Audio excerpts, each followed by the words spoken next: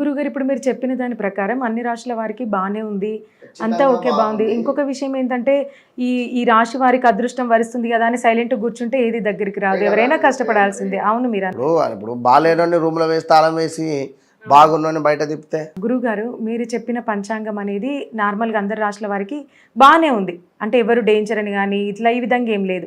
But Venu Swamy ప్రముఖ జ్యోతిష్కులు మీరు చూసే ఉంటారు, తను చెప్పిన జ్యోతిష్యం మాత్రం వేరుగా ఉంది. అంటే ఒక రకంగా కొన్ని రాశుల వారిని భయపెట్టే విధంగా, కొంతమందికి ఏమో లక్ష్మీదేవి వచ్చి ఒళ్ళోనే కూర్చుంటుంది అన్న విధంగా ఆ విధంగా చెప్పడం జరిగింది. సో తన జ్యోతిష్యానికి మీ జ్యోతిష్యానికి కొంచెం డిఫరెన్స్ ఉంది. ఇప్పుడు తల్లి ఒకటమ్మ విషయం ఇక్కడ, ఇది ఓవరాల్గా పంచాంగము అనేది అది మనిషి యొక్క వ్యక్తికి సంబంధించింది.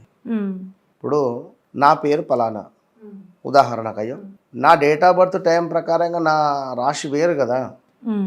సో మీరు చెప్పినటువంటిది నాకు ఏ రాశి అని నేను తీసుకోవాలి, నాకు నడిచేటువంటి దశ అంతర్దశలు నాకు తెలుసు కదా నా జాతకరీత్యా. ఓకే, ఇప్పుడు మీరు అన్న రాశులలో బాగాలేని రాశులలో నాదొకటి ఉంది ఉదాహరణకు. సో ఐఎమ్ సో హ్యాపీ, బాగానే ఉంది గత కొన్ని రోజుల నుండి కూడా.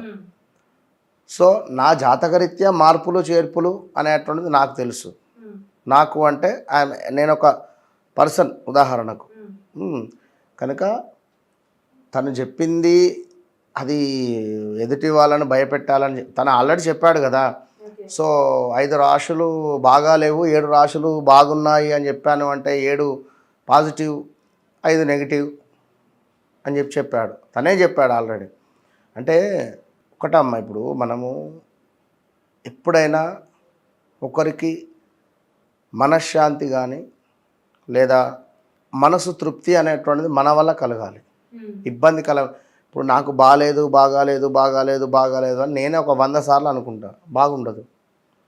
ఓకే, కారులో కూర్చున్న తర్వాత మెల్లగా పోని ఎటన తాకిస్తామేమో, మెల్లగా పోని ఎటన తాకిస్తామో, ఎవడో వచ్చి తాకిపోతాడు. ఏం కాదు, 100% వెళ్ళిపో, అయిపోయాయి. అవన్నీ ఎవరేం ఇబ్బంది పడాల్సిన పని లేదు. ఒకవేళ మీ కర్మ అంటే ఎట్లా, మనం చేసుకునేటువంటి కర్మ. ఇప్పుడు మనము ఒక దొంగ అయితే ఇవాళ కాకుండా రేపైనా ఎవడో ఒకడు మనల్ని వెలిపెట్టి చూపిస్తాడు, అవునా కాదా? అంతే. ఇది ఇలాగే గుర్తుంచుకోండి.